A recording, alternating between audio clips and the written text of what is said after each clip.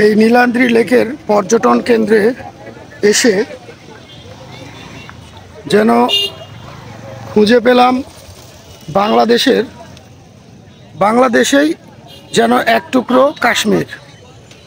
আসলে এই নীলাদ্রি লেকটাকে বাংলাদেশের কাশ্মীর বলা হয়, কারণ এখানে লেকের সাথে পাহাড়ের সুন্দর একটি সম্পর্ক রয়েছে এবং এই লেককে কেন্দ্র করে এখানে গড়ে উঠেছে পর্যটন কেন্দ্র এবং লেকের পাশে রয়েছে অসংখ্য ছোট ছোট পাহাড় চূড়া এবং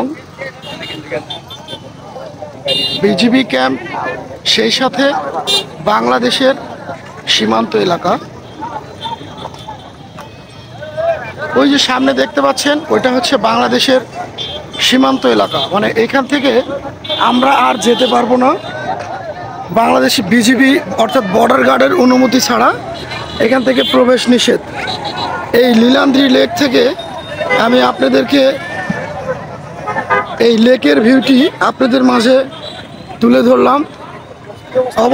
অবশ্যই আমার এই লেকের ভিডিওটি আপনারা শেয়ার করে দিবেন, লাইক কমেন্ট করবেন এবং আমাকে ভালোবেসে আমার পেজ এবং প্রোফাইল এবং ইউটিউব চ্যানেলের পাশে থাকবেন। সুন্দর সুন্দর ভিডিও পেতে অবশ্যই আমাকে ভালোবেসে আমার চ্যানেলের পাশে থাকবেন ইনশাআল্লাহ।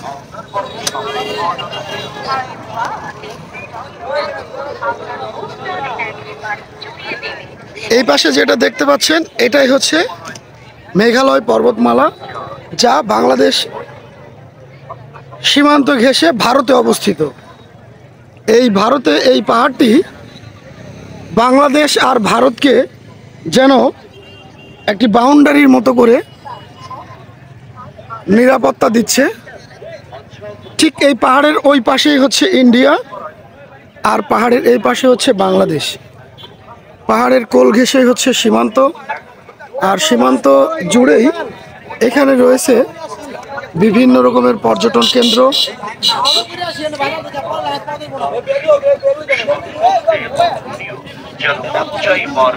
তাই ছোট বড় সবার প্রিয়, যে একবার খাই সে আবারও চাই।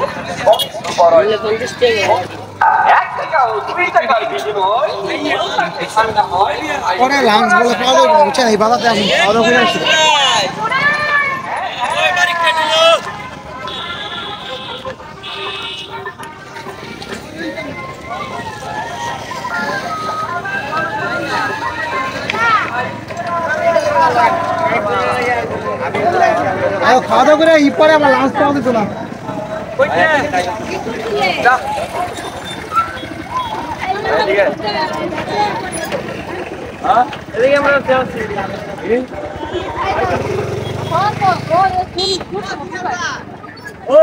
এরা হচ্ছে আমার ভালোবাসার মানুষ। এই হচ্ছে লেকের ভিউ, এই হচ্ছে সেই নীলাদ্রি লেক। লেকে অনেকেই গোসল করতেছে, কেউ বোট নিয়ে বোট রাইডস করতেছে। এক কথায় অসাধারণ একটি জায়গা এটা।